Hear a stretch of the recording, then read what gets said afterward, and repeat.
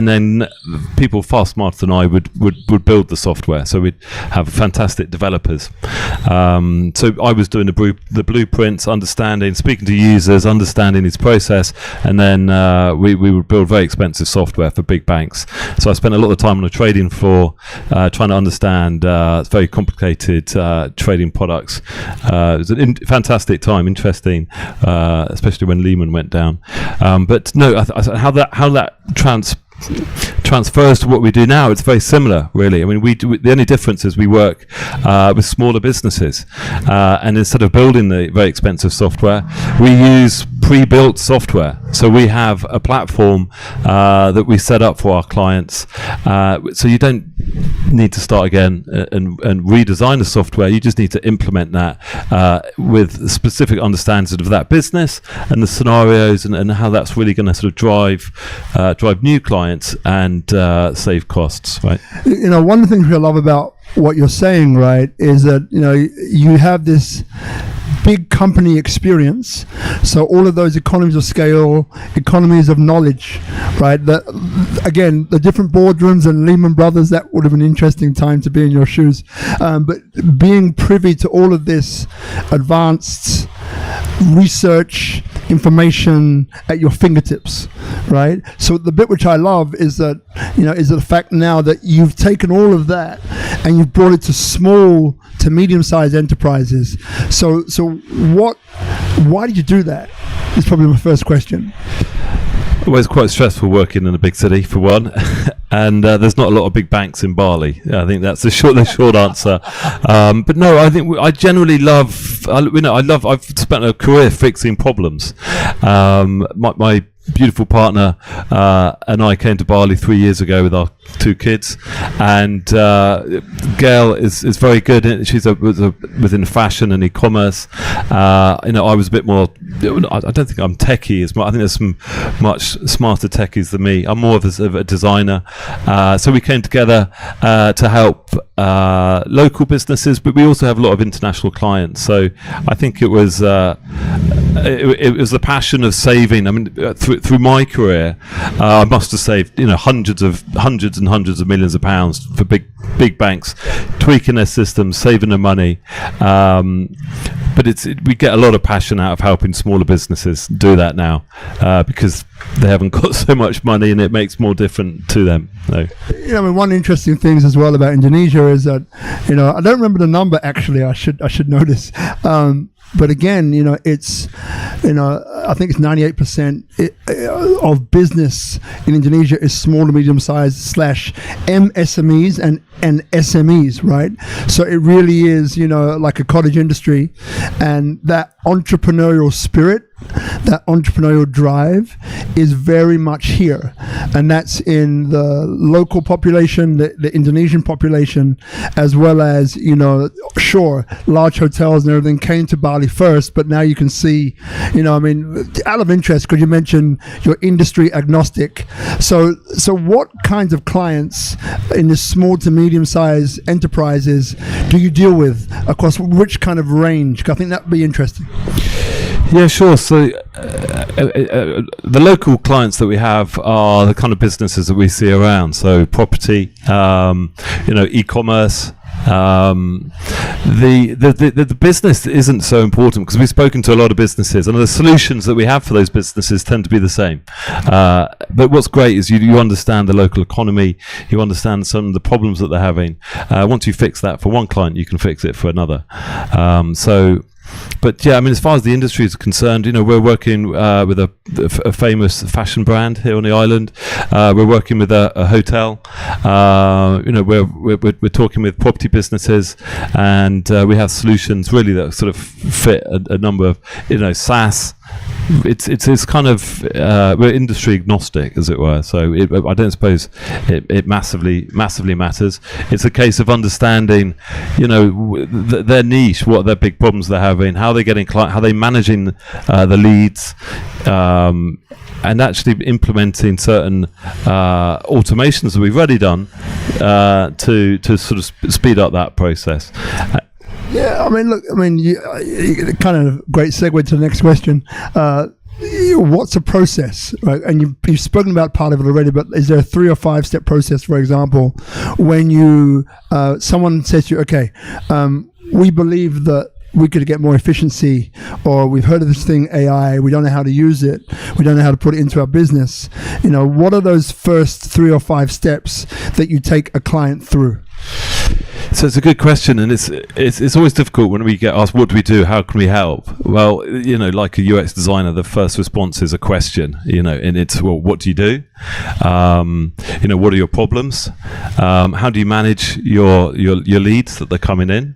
And what's your process? Talk me through a linear process from the life cycle of a client, right? How did you find them? What's the first communication you've had with them? And then, managing that client all the way to, maintaining that client. And if you lose them, try and get them back, or asking them to, give you reviews for other clients. What kinds of challenges are you finding? I mean, I said in the intro, because it's probably the challenge that I'm having, but it might be different for other people, right? So for me, for example, I find that one of the biggest challenges is AI is great, and obviously we've had so many episodes about AI and so on and so on and so on. Technology is one of the areas that we're in. But sometimes I struggle to understand how AI can help me in what I do. So for me, having that simple someone who's kind of able to guide me through, right, and say, Rob, well, you need this and this and this, and it will do this and this and this, which will give you more of that and that. Is that what you want? It's like, well, yeah, I guess so. Well, let's go there.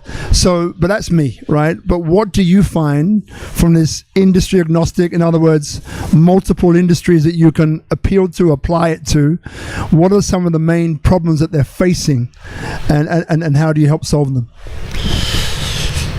So it's if I took property, for example, so we a lot of property businesses have a problem of a lot of tire kickers, and I don't know if you know that phrase, but it's people phoning up asking to see a villa when they're not really interested in having a look at that villa. And the problem is, I was one of those. We were doing that when we were back home. It was a dream. Come to Bali and look at these beautiful villas. So you're sort of you're getting a bit of research into your new life, but there's no real chance that you're actually going to buy that villa or come out to Bali, right? So with AI, and I say AI and automation, a lot of what we do is actually automation. You can streamline that, so you can have AI respond on behalf. You can get the information that you need from them and determine. We do client segmentation, right? So we can work out if they're good clients or not. Like a great question is like, yeah, great. When are you coming out to Bali?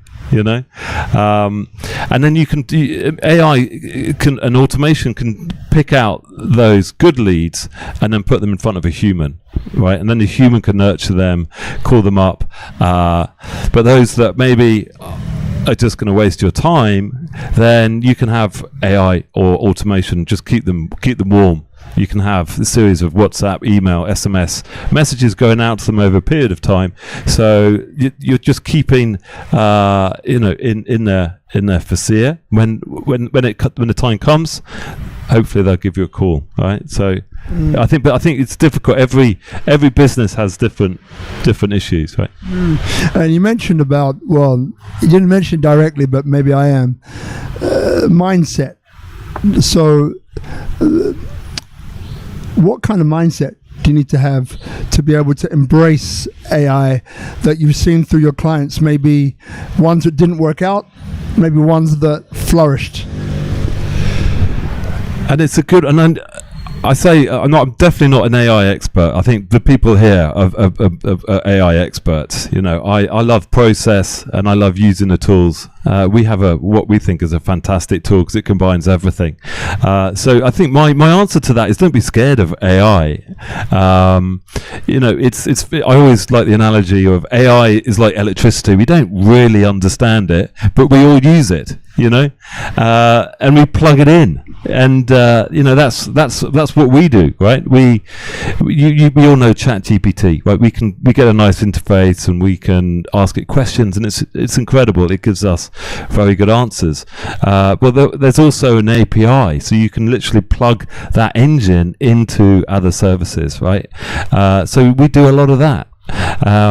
So I think, actually embracing AI and having confidence to play with it and get it set up for your specific need is kind of where you need to be. And there's some very smart. We've got a professor in AI here. I'm sure he could go into to more detail of what it is. But I mean, I follow some very smart AI people, and I don't think they even understand what it is. So don't worry if you don't.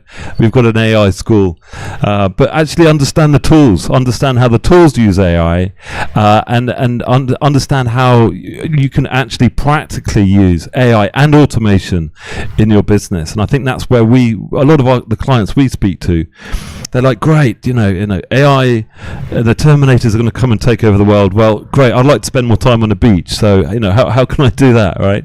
So, we've got practical solutions that work for businesses today. So give us some like a practical example. I've got a little question here, a little takeaway.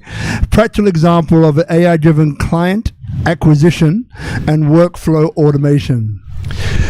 Okay, so yeah, it's a good question. So we've got an AI agent who we call Monty, and Monty is our LinkedIn AI agent that goes out on LinkedIn and finds our clients more clients, right? So how does Monty work? Well, we sit down with our client and we understand what the specific job titles, the kind of people they're after, and then we set up the whole system. So we actually have our platform, and in our platform we have lots of AI automation and a whole list of things that any business would need. So you can host websites. We've got our team, we've got a load of website designers. So we reach out to these people with a DM message on LinkedIn, and that message includes a link to what we'd call an irresistible offer. Okay, so with that business, we find something that's going to be high value to their clients, but maybe low cost to them. So it could be a calculator, it could be a free video, a free course, a free PDF, and we sell that essentially in exchange for their email, phone number, and most importantly their opt-in. Okay, and then AI and automation will keep sending these messages and follow up that messages until the person replies. When they reply, Monty will take over and chat to them and Monty is essentially an appointment setter, so he'll do everything he can to try and get them booked on a call, and that whole system is automated on our software. So you can see in a timeline the leads that come in. Maybe they're interested, maybe they are not interested, right? But sometimes they're not interested. You can dive in, see the chat Monty's had with them to understand why not. Okay, and then you've got another column which is like, yeah, they're interested, but they've also clicked on the offer. They've downloaded your PDF, and at that point, you can then trigger a whole load of new automations. Okay, so now we've got their permission, their email, their phone number. We can now send a year's worth of email. Okay, we've got their phone number, so we do a lot of work with WhatsApp. Okay, it's a hugely powerful tool. 95% read rate on WhatsApp compared to email that I think is dropping to something like 10%. So you get a WhatsApp message, you can start promoting on that channel. Then you're leading them and warming them up to get a call booked, which is all automated. So you jump on a Zoom call, and then you hopefully can close them on that point. And then, as you mentioned, and look, I think for the guys who are advanced here, will kind of understand how this all works. So when it comes to the message in between, you can basically adjust, because I think one of the things is that people use AI, but people don't want to know that you're using AI, right? And you get these messages like, Robert Ian Bonnick is like, oh. It's like, it's like, oh, here we go, And if you get past that point, it's like you delete it, right? So then how do you get past that? Because, again, as I mentioned before, maybe you didn't hear it because I was laughing too much. People want to use AI because they see the efficiency and see how it's good to generate leads in this particular case, but then they don't want to be sold to via AI. So then how do you make that more human, to disguise or to appear, to be more relatable and so on? So it's a good question, and AI is getting very clever now. We can, so with clever prompting, you can address the personality of the business. So that AI can have a tone of voice. There's certain spelling in certain different jurisdictions. You can be very formal. You can be very jokey and lighthearted. So it really depends on the business. But you can set that setting. Then it depends on the channel, right? On LinkedIn. No one's actually that chatty on LinkedIn, but they are very responsive. Right? On LinkedIn, you literally can get through past the gatekeeper to some high net worths because people come to LinkedIn to network, but they don't want to chitty chatter, right? So it makes AI a great resource because it's very simple. It's people are pretty quick in their. If you've got something of interest, they'll show that they'll want to find out more. But maybe on a different channel like WhatsApp, it's slightly different. People want to, they want to kind of engage and get a bit more conversational. So we have, as Monty, within our system, if you think about all the channels of communication now, I don't know about you, but you've got a message from someone, you don't know, was that a DM on LinkedIn? Was it, Instagram? Was it Facebook?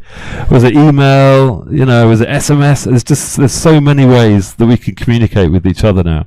So with our platform, we connect all those channels, including the old-fashioned way of actually phoning a company up, and we put it into one, okay? And then we can then do three things, right? We can have somebody manually get back to them,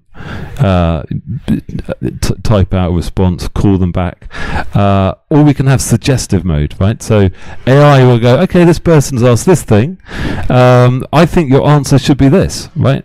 Or if the person's asked in Bahasa, then maybe you'll get a Bahasa reply, but it'll be in English as well, right?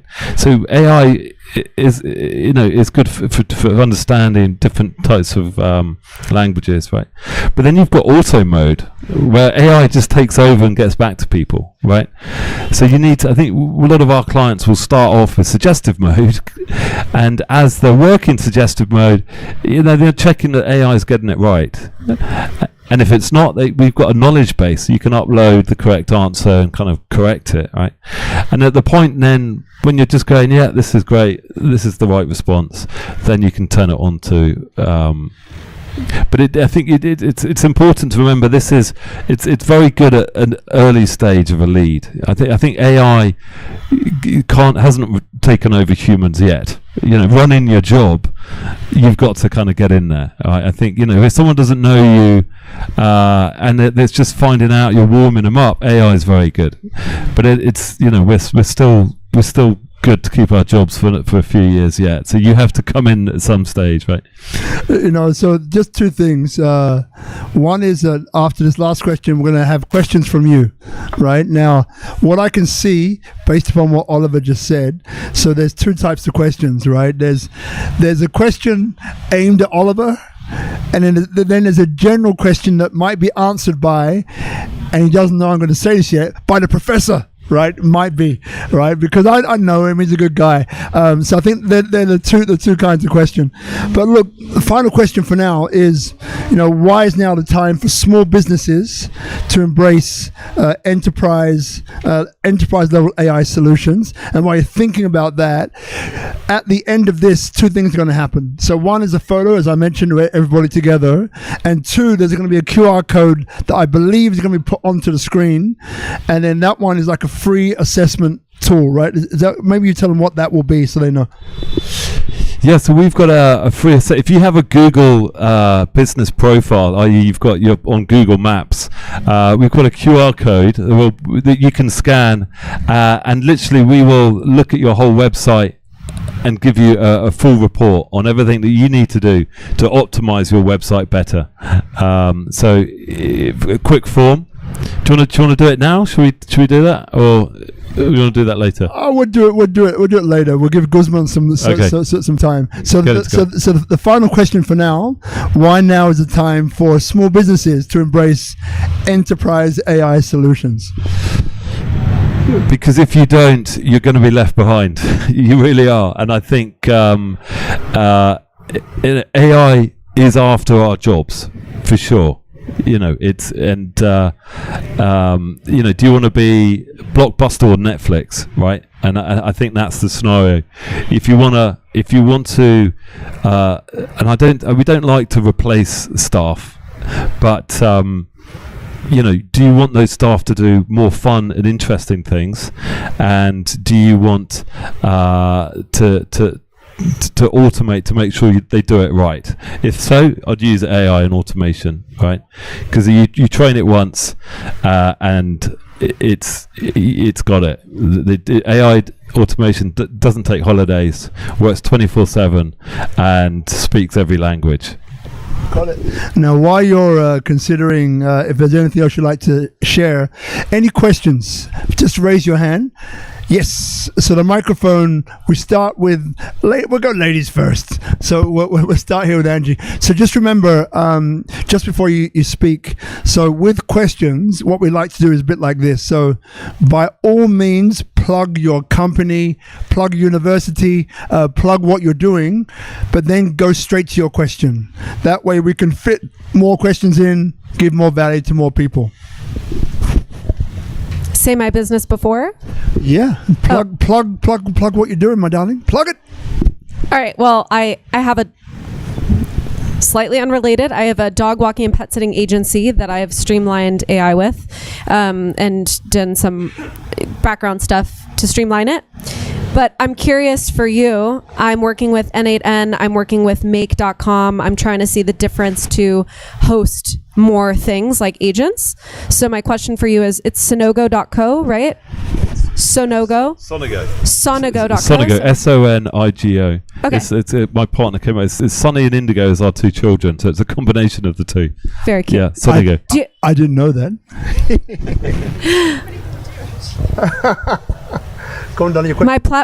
My question is, what platform did you create that on? So we can do automation on our platform. Is AppSonigo is our platform, but N8N and there's free versions of that coming out now, are all very good tools. I think the issue is tying them all together, right? So you know, actually, when you're looking at calendars and you're just looking at a lot of flow coming into your business, then sometimes that can get quite expensive, right? So why we love our tool. And I know I was always going to build out of my retirement working in the city. I'd get into designing software. The platform that we sell and set up for our clients is an amazing platform. And instead of starting again, we set it up. So all the stuff that you can do in N8N we can do on our platform, but that's not to say that N8N and all these types of tools make. We use Zapier. It's a bit old school, but we've just used that for years. So I think they're all fantastic tools. I think from our perspective, the kind of business that we work with, we're tying up calendars and everything in one. So it's all included. So we don't get charged from the usage like these tools do, right? So save money. Yeah, I think that's a strong one. A question over here. Just reach over. Camera's fine, no problem. Yeah, thank you for the question. Appreciate it. My question is, as you introduce automation to these organizations, are you finding newer and interesting things for the current employees, or are you finding that the organizations are reducing their staff? And so what's the percentage of that? How is that impacting their organizations? Yeah. It's a good one. So we're working with a the famous hairdressing chain at the moment, and they've got their own CRM as a sort of industry standard CRM, but it doesn't do the things that we can do. So we have to tie into that platform. But the conversations we're having, we're actually talking to the receptionists that essentially we're going to replace, right? So with our tool, AI can answer the phone, it can chat to them on WhatsApp and book the hair appointment in all its different weird shapes and sizes for different types of hair, different lengths of duration that needs different stylists, right? But we're not replacing them. With the salon that we're talking with at the moment, they have they have 2 receptionists. The first 3 hours of their day is getting back to people on WhatsApp. They don't want to do that. There's much more interesting, more useful things for them to do, right? So they could they could be working their social media, they could be working with their client relations and so on and so forth. So whereas that the Terminators will come and take our jobs, we're not quite there yet, but it's nice that you can take away what's the boring, repetitive tasks that people don't want to do, and allow them to do the more fun, interesting stuff, right? Next question, Vinny. Yeah, I can hear you. Thank you, brother. All right. So raise your hand up high so we can see. Yes, there it is. Thank you very much. Yeah. So I guess plug myself. I run Mobius Consulting, a IT project management company. I help SMEs with setting up the systems to grow their business, as well as running projects as they need. Consultmobius.com if anyone's interested. But my question, you mentioned LinkedIn. That's interesting to me because LinkedIn is famously restrictive for AI data scraping, and you made it sound like you are actually able to scrape data from there. Or are you talking about going through ads, or are you talking about actually getting in there and pulling data? So it's, I suppose, all of the above, really. So but you can scrape the data from LinkedIn. So actually, once you've connected with somebody on LinkedIn, you can pull the data, all right? And we automate that process and pull it into the CRM.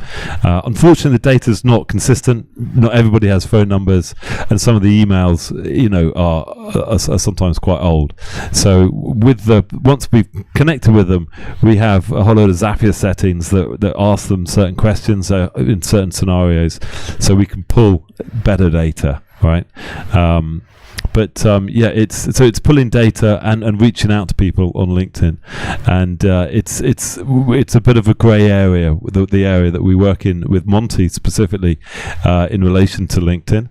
I think LinkedIn like people they'd like to grow their network, but they don't want just fake LinkedIn accounts with robots talking to each other. So as long as you play by the rules, then it's a great way to do your outreach, right? Thank you. Any questions over there? We'll bring it back this way. Yeah, all good. So any questions from over here? Yes, over there. Yeah, Lizette, is that you? Yeah. Hi, I wanted to ask a question. So we're currently managing a HR platform, and we want to automate it as well. And what we want to do is with N8N and also the help with like Gemini to make prompts and Manus, we want to make an automation where we can just filter out CVs, and from the automation itself, it can filter out what we want and what we don't want. And it's been going really good lately, but unfortunately sometimes when we tell, let's say, the automation we want this, sometimes the downside is certain people that, let's say, instead of using a PDF, they do a Word, like little type of things. We get to push the people that are actually good sometimes. Like in your company, how you do, like how can you find a way to get all the quality as much as you can? Is it to better prompt? Is it to communicate with the AI better to make the automation better? Like how would you give a solution for that? I mean, that's as far as checking the document. You know, we would have an automation that checks against if it's a PDF or a Word document or something it doesn't understand, right? And if it doesn't understand it, maybe it would feed back a message to say these are the formats in which we accept. As far as taking the data, I mean, if you think it in a simplistic way, AI, if you give it data, it's very, very good at understanding large sums of data, and the way that it comes back to you and the way that it churns that data is down to good prompting, right? And there's different levels of how good your prompts are, but the best way to write a prompt is ask the AI. So the first thing I'll ask AI is to write a prompt before it gives me an answer. So I've got a specific prompt that I will use to get AI to write me a prompt for the thing that I'm looking to do. And I think generally that's how AI works, well. In each instance, it's writing a prompt for its next activity. All right. So I think, getting good at writing very, very good prompts and understanding, it's not rocket science. We're not coding now. It's all stuff that we can read, and we can tweak and change the prompt depending on the results, right? So, I think it'd be a combination of those two things. Thank you. Can we have the mic over here, Lizette? Yeah, and Prof. So you're my brother, as you know. Just pass it over to Diane. So the question I'm going to ask you, which may be a little bit off topic, but it's okay because we're all family here. I want you to introduce yourself a little bit, and then I just want maybe a minute or so just to kind of, what are you finding now just in the field of AI that might be interesting to the people which are here assembled? It might be a little bit off topic, but it's okay. It gives people's brain a chance to rest and relax, and give Oliver a chance to rest as well. Diane, over to you. Okay, so 3 Crowns Property. So my question is, I'm very familiar with automations and so forth, but are we saying here, and we know that the email rates have dropped, so the likes of AI with the automation systems like a Klaviyo or a Flowdesk or what have you, are they all like gone? Is that done? Or you still need to rely on that as well? I think it's unfortunately a mixture of different channels, right? And there's also a legal binding aspect to email, but email does get lost, and it depends what you're doing. It's LinkedIn outreach is like email, it's a volume game that you send enough, you'll get a reply. So we mix up all forms of communication, right? So we might have email going out as a newsletter with updates. We might have more personal kind of email that looks like it's written by a person, but we'll also have a voicemail drop. Okay, so certain points in the sales cycle, we can have our clients record a message, and then that gets dropped into their phone as an answer phone message without the phone ringing. So all this personalization, helps to kind of warm them up. Excuse me. WhatsApp is a very, very powerful tool, and when you're communicating through WhatsApp with automation, you can really jump ahead of the game, because not a lot of people are using WhatsApp. 95% read rate, is pretty impressive, right? And now you can have automated buttons. You can have AI conversations. And it works very well with paid advertising, right? If someone clicks on an advert, that's, I don't know, typically I do when I'm late at night, and you're doom scrolling and you get caught up in some ad, that's the point that they're interested. The next day, they're not. So if they engage with an ad, and then they get a WhatsApp message with somebody going, "Hi, I see you're interested. How can I help?" Then that person's starting to take their email, their phone number, and better details. Then you're going to have a much better result, right? So I think it's combining a mixture of different communication channels, but just sort of layering on AI that supports other things, right? Yeah, So just a bit more clarity. So thank you for that. It was great. Just not really understanding the concept of AI. But what I'm hearing is it's a time thing, right? We're getting back our time. Is this efficiency? Is that correct? I mean, everyone talks about AI, but actually, a lot of what we do is automation. Right, if this happens, do this. Right, if somebody gives you their permission to email them, then let's just start a year's worth of email. Right, we talked about social media. Right, so we have a social calendar. Right, and these tools are available individually, but we've got sort of 20-30 tools that are all combined on our platform, and they all talk to each other. So the social calendar, is a great way to do free advertising. Right, if somebody's in your network, then if you're not posting into that network every 2 days, then you're missing a trick, right? But you don't want to be doing that every 2 days. You want to set up a spreadsheet with videos and imagery, and then have that calendar do it for you every 2 days in all your social channels. You want to be posting, right? Perfect. Thank you. Thanks. All right. So just before we go to you, Prof. So Guzman. So if we could get the QR code up on the screen, which, as Oliver mentioned before, it is, and just explain what this QR code is. Yeah.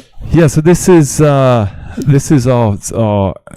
AI website reviewer. Okay, so it will, if you scan this QR code, enter your details,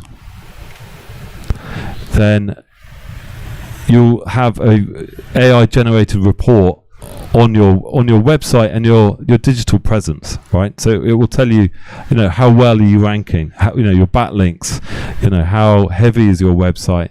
There's a whole list of stuff that hopefully you should find useful. And if you want to fix any of those things, then give us a shout. But I've also been quite clever because I've now got your email and your phone number, so we'll be reaching out to you. All right. So if you're watching Instagram, Facebook, or YouTube, obviously tonight's show is about AI and automation. Oliver, co-founder of Sonigo.co, and as you mentioned before, this QR code, feel free to use it, try it, test it out, see how you go. Now, like I said, you'll need a Google business profile. So if you're on Google Maps, then it should work fine.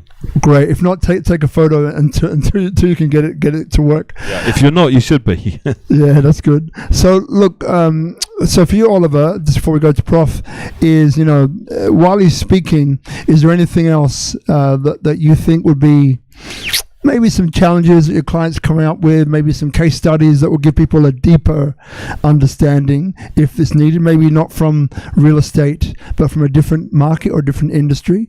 That would be really, really helpful. And if anyone else has any more questions, we'll come over to you afterwards. So, Professor, so the reason why I'm putting you here is because this show is around a specific segment of AI and its use for business. But hearing what some people were saying earlier on, I know that there's different questions that maybe won't get answered tonight necessarily, but just to kind of leverage on you being here, which I think is fantastic, and I think it would just be great for people to hear, who you are, what you're doing, and what's coming up at the moment in your field. I think it's just an interesting segue to give this great man a break as well, and for us just to hear your voice.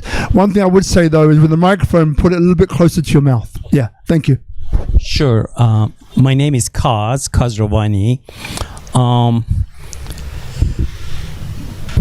There are literally two major challenges and opportunities we are facing in academia when it comes to AI and also all the emerging technologies. We're looking at AI, cybersecurity, Internet of Things, and big data and all that. One is the transition in society, in the workforce, from where many people are going to lose their jobs into how can we have a transition so non-technical, managerial people can learn enough about AI in their own fields so they can continue in their career. Basically, like for example, right now I have a course called No Code AI Toolkit, where we're trying to say, okay, you don't need any more programming. And by the way, you don't need any programming skills very soon. We're from vibe coding to actually more fancy version of it. We'll get rid of all the coding, at least from humans. But that's a challenge. Okay, what do we do with the vast number of humans and workers when basically there is no more job for them, but there will be a lot of new jobs being created. Some of them we know what they are, some of them we have no idea what kind of jobs will be created. That's one. The second thing is another course I'm doing, that's responsible AI. How is this AI, the way it's moving so fast, is affecting humanity in terms of privacy, transparency? Can we control AI? We can have all these regulations in US, but will China or Russia follow, vice versa? So that's the second thing. One thing I just want to mention, the data scraping, be very careful. Be very careful. It's not, you already mentioned, it's a gray area, but it can truly get you in trouble eventually, at least in US, pretty much. You have to be very careful what data you're grabbing and how you use it. Major companies such as OpenAI and others started that way. They grabbed so much data from the web. But those days there was no rules and laws against it. Now it's a perfect recipe for lawsuits, basically. One more thing about the data. Heart and soul of AI, machine learning, all that, is the data, basically, where the data, the algorithms use the data and all that. We have internal data you're grabbing in your company, emails, phones. We have external data we can grab from universities, government agencies, blah, blah, and even lease the data, rent the data. And then there is the data that AI is generating on itself. It grabs data, does the stuff, generates its own fresh data. So these are all the stuff we are working on. But at the end of the day, really, I'm very worried about the area of responsible AI, and also how to continue jobs for many people who are in non-technical fields. Thank you very much indeed. And if you thank you very much, Prof. If you pass the microphone just over here. Now, you wanted to answer one of those things. I was just going to get back to that, and I think it's a really good point. And you were talking about Apollo. So you can buy data. You can just go and buy the data, right? But what do you do when you've got it, right? Because you can't use it unless you've been given permission to use it, right? So what we do with LinkedIn is we're using LinkedIn as the tool. We don't. There is no GDPR if you connect to somebody on LinkedIn, because they're accepting your connection request, right? So you're very right. Especially if you're a big corporate, you can end up in a lot of trouble, right? Just one thing before we go to your question. So last week, I'm not sure if many of you were here, but we had Roger James Hamilton, who is the founder of Genius Group. So many of you, just a quick show of hands, who knows Stephen Bartlett? Just raise your hand. Right? Great. Who doesn't know Stephen Bartlett? Raise your hand. If you don't know Stephen Bartlett, thank you. Appreciate it. So Stephen Bartlett, apart from other things, is the Diary of a CEO podcast. So he's the second largest by views podcaster in the world, right? In this segment. So he's here at the moment, or I think he's away at the moment, but he's coming back. So this Thursday and Friday, which is October 2nd and October 3rd, Genius Group is called the Genius Future Summit. and it's going to take place, as I mentioned, 2nd and 3rd. Stephen Bartlett will be one of the speakers. There's another guy. There's a few. We can put the details back online afterwards. So if anyone would like to go, because we're a client, we have special privileges, which is great for being a partner. So we have a few of the final discounted tickets available. There's standard, which is a standard ticket, $47. There's also a gold ticket, which is $147, and that basically entitles you to food. It happens at Nuanu, by the way. Then there's a VIP ticket, which is $11.40, and that one, it's front row seating, it's special events private to the VIPs. It's also time with the speakers, including Stephen Bartlett and a few of the other speakers which are coming, all right? So the discount we get is quite significant. So if you're interested to know, just get in touch with me or come and see me afterwards, and I'll pass you the code. That's on Thursday, the 2nd and 3rd, Thursday, Friday. Now, one thing we spoke about in last week's 3-hour talk show was about the final exam, right? So there's an incredible thinker of our time, a guy called Buckminster Fuller.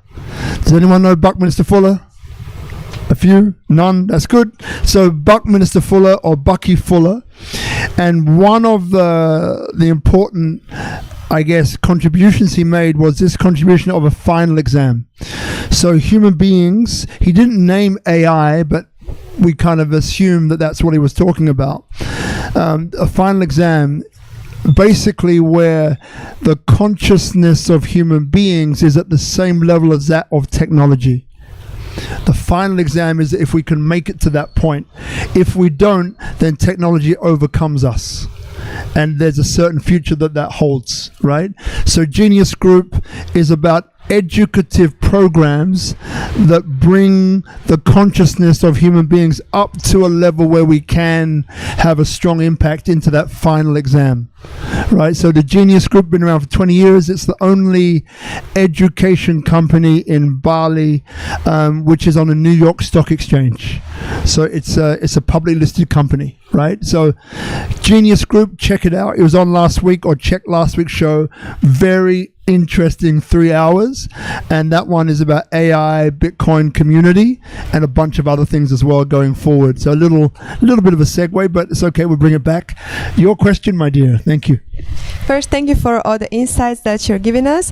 I'm working together with Lisette, and as she already mentioned, we are improving our HR process. And actually, a big part of my day-to-day routine is a WhatsApp campaign that's really time-consuming. So I would love to know more about the WhatsApp automation that you mentioned. What program do you use, and how the whole process works, from even simple step of us saving all the numbers, as we already used an automation actually, but there was a very limited amount of messages that you could send before everything goes to spam. So I would love to know more about the one that you mentioned earlier. Thank you. Okay, so we sell our platform, okay, on our platform integrates with WhatsApp, okay, and a lot of our clients, all their WhatsApp is on their phone, okay. So once you've got WhatsApp on your CRM, on your platform, and the whole company can look at it, you can then automate various different things. So I wouldn't know what you're looking to do until I'd spoken with you, but we would have a chat with you, understand the scenario, the kind of questions, but part of the platform, as we talked about earlier, is that you can train AI, okay, to respond on behalf, and you can actually just speed up the process by the suggestive mode or go into autopilot, right? And that there's two ways of working with WhatsApp. There's the official way, which is through Meta. We have the ability to connect with Meta, or there's a kind of unofficial way, which we can advise you on. Yeah. Great. So, question up at the front. Yeah. So, just before we get to the question, so I think after this question or two, we'll begin to wrap up the show, and just how we do that, Oliver will be, and probably time to think about it now. is there anything left that maybe, you thought, hey, this is a good idea that I think I should mention to people? Or it might be reiterating what you said before, just the key points, because it's nice to summarize something so then people are left with that final summary and they know what to do. And then obviously give yourself a plug, right? Sonigo.co, so people know if they want to reach out to you, how they can do that as well. Now, I will repeat this afterwards, okay, because we've got a few more questions to go. But in between, it gives you time to have a think about it. If you were starting another AI agency tomorrow, what would the solution be, and what would your target market be, and why?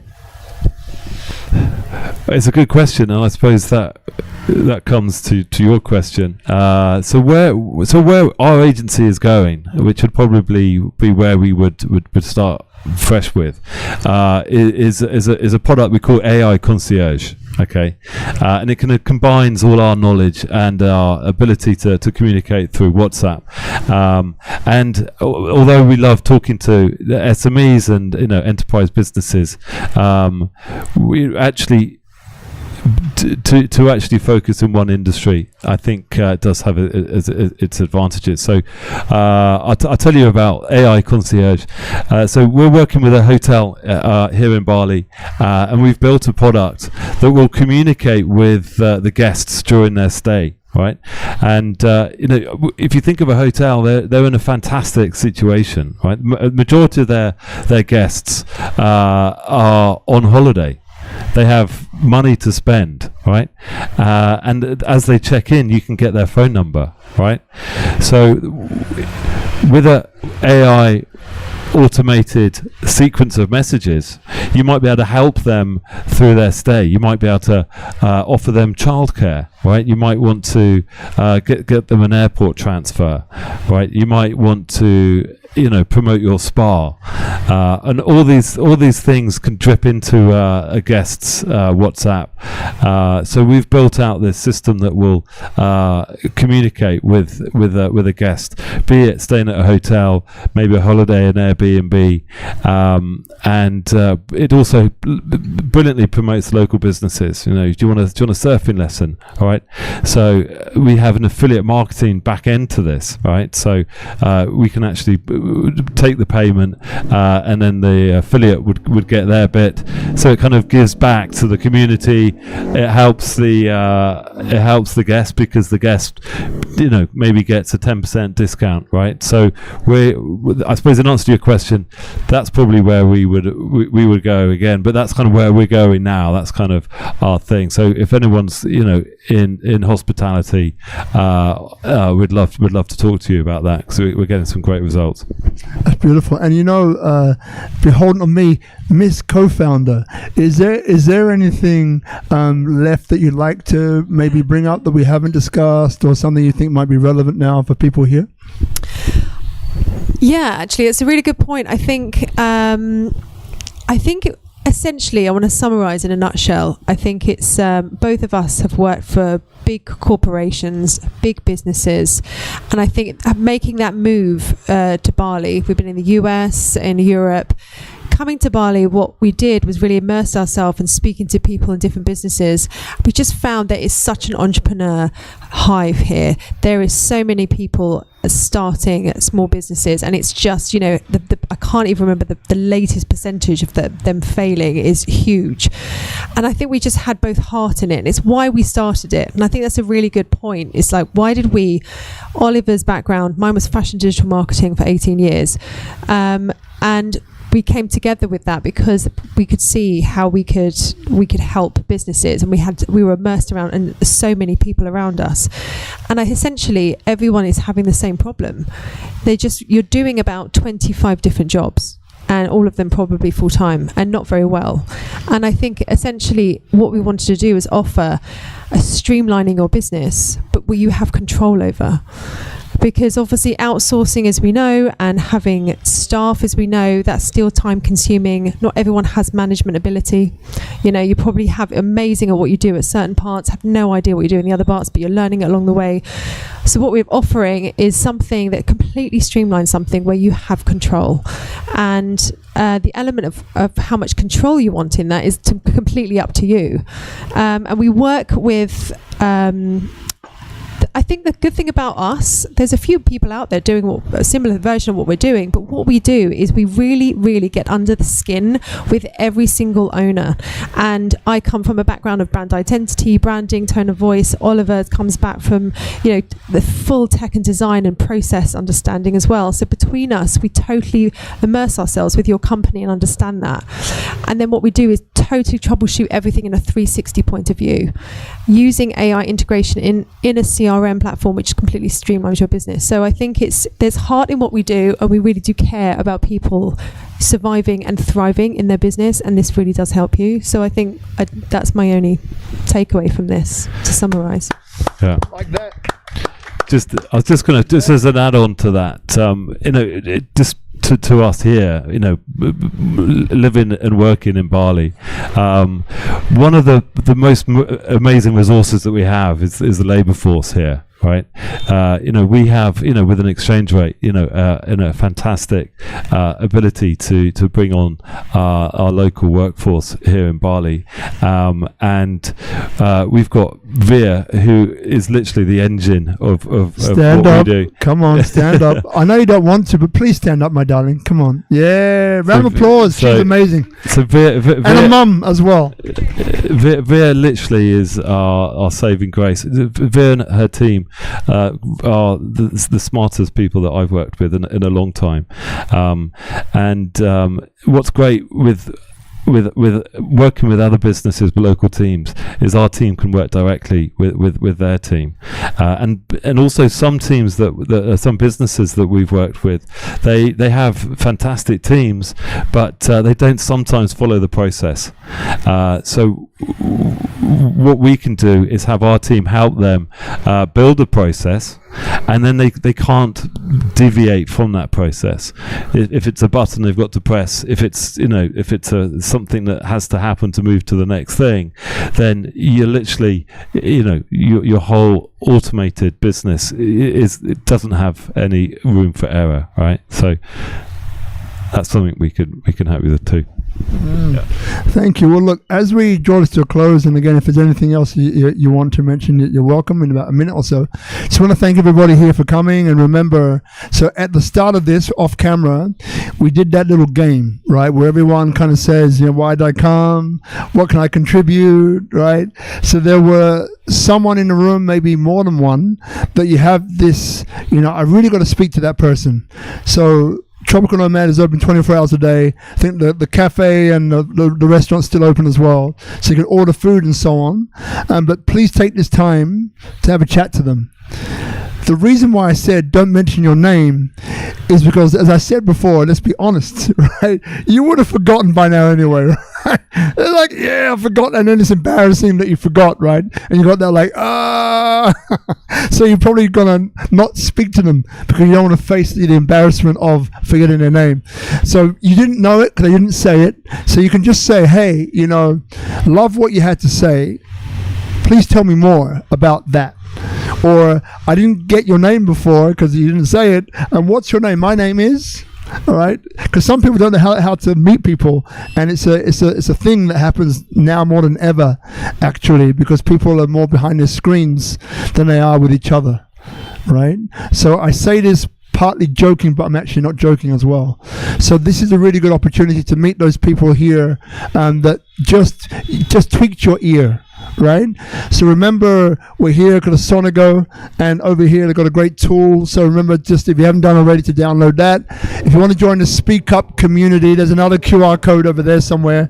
QR codes everywhere. And I just want to thank Brother Guzman. Round of applause for our Brother Guzman. Goodness. All right. Round of applause for yourselves for coming. Thank you so very, very much. Woo. And Brother Oliver, is there anything else you'd like to close with, or has it all been said?